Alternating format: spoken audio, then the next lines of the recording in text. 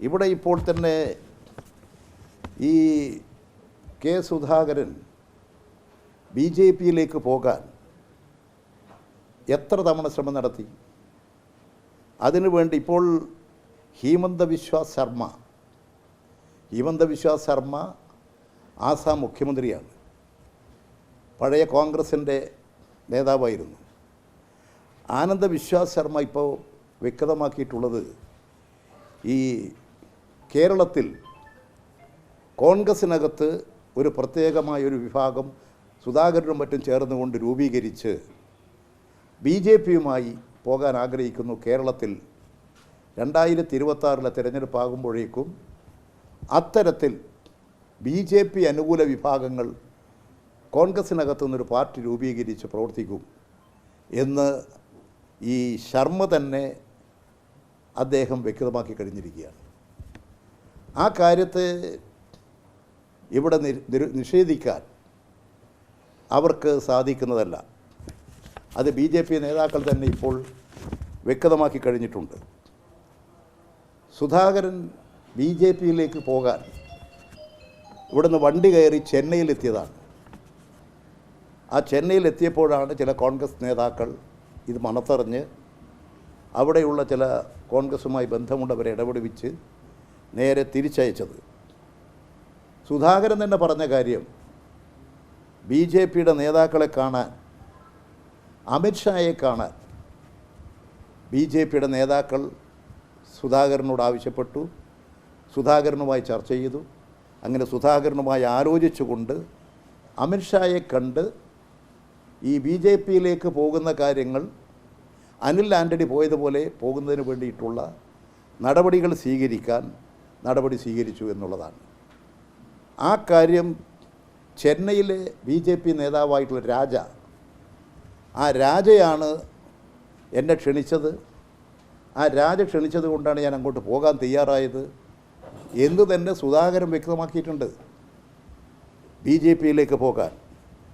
അതിന് പുറമെ കേരളത്തിലെ പ്രത്യേകിച്ച് കണ്ണൂർ ജില്ലയിലെ ബി ജെ പിയുടെ നേതാക്കൾ സുധാകരനെ കണ്ട് അമിത്ഷായുമായി കണ്ട് സംസാരിക്കാൻ സൗകര്യമൊരുക്കാം, അതിനെപ്പോഴാണ് നിങ്ങൾ പോകുന്നത്, അതിൻ്റെ ഏർപ്പാടുകൾ ചെയ്യാം എന്ന് പറഞ്ഞുകൊണ്ട് സുധാകരനും അമിത്ഷായുമായി ബന്ധപ്പെടാനും ബി ജെ പി നേതാക്കളുമായിട്ട് ബന്ധപ്പെടാനും ഉള്ള നടപടികൾ സ്വീകരിച്ചിരുന്നു എന്ന് സുധാകരൻ തന്നെ വ്യക്തമാക്കിയിട്ടുണ്ട്.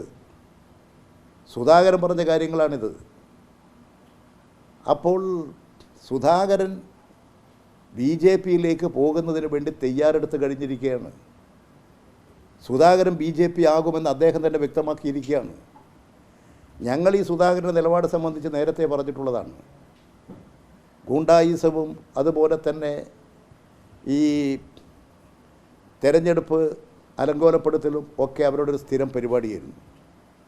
സാധാരണ തിരഞ്ഞെടുപ്പ് മാത്രമല്ല, സഹകരണ സംഘം തിരഞ്ഞെടുപ്പ് പോലും ബോംബെറിഞ്ഞ് പിടിച്ചവരല്ലേ. അതുകൊണ്ട് അതൊക്കെ കള്ളവോട്ട് ചെയ്യലും അതിൻ്റെ അടിസ്ഥാനത്തിൽ നടപടി സ്വീകരിക്കലുമൊക്കെ സുധാകരൻ്റെ ഒരു ശീലമായിരുന്നു. ആ ശീലങ്ങളൊന്നും ഇപ്പോൾ വേണ്ടതുപോലെ പഴയതുപോലെ ക്ലച്ച് പിടിക്കുന്നില്ല. അതുകൊണ്ടുള്ള ചില നിലപാടുകളാണിപ്പോൾ സ്വീകരിക്കുന്നത്. എനിക്ക് തോന്നുന്നത് സുധാകരൻ ഇന്നലെ സാധാരണ കഴിക്കുന്ന മരുന്ന് കഴിച്ചിട്ടില്ലെന്നാണ് തോന്നുന്നത്.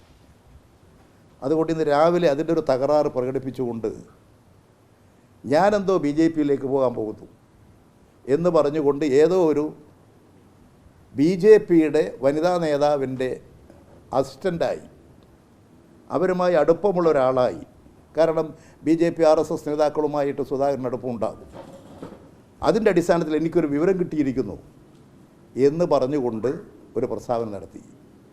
എനിക്ക് ബി ജെ പിയിലേക്കും RSSയിലേക്കും പോകേണ്ട ആവശ്യമൊന്നും എനിക്കില്ല. ഞാൻ അവർക്കെതിരായി പൊരുതി വന്നവനാണ്. എന്നെ കൊല്ലാൻ നിരവധി തവണ RSSകാർ ബോംബെറിഞ്ഞതാണ്. പാനൂരിൽ വെച്ച് ഒരു തവണയല്ല 3 തവണ എന്നെ ബോംബെറിഞ്ഞതാണ്. ഒരു തവണ ഞാൻ ബോംബെറിഞ്ഞിട്ട് തലശ്ശേരി ആശുപത്രിയിലായിരുന്നു. 3 തവണ എന്നെ വധിക്കാൻ ബോംബെറിഞ്ഞ് നടന്നിട്ടുള്ള RSS BJP ആ പാർട്ടിയെക്കുറിച്ച് ഇങ്ങനെ ഒരു കാര്യം പറഞ്ഞാൽ ഈ നാട്ടിലെ സുധാകരൻ്റെ എനിക്ക് തോന്നുന്നു അൾഷിമേഴ്സ് ഉണ്ടോ അദ്ദേഹത്തിന്, എനിക്കൊരു ഓർമ്മക്കുറവുണ്ടോ, എന്തോ ഒരു തകരാറുണ്ട് ഇപ്പോൾ. ഈ തകരാറും കൊണ്ട് അതെല്ലാം പോയാൽ എങ്ങനെ കോൺഗ്രസിനെ നയിക്കാൻ കഴിയും?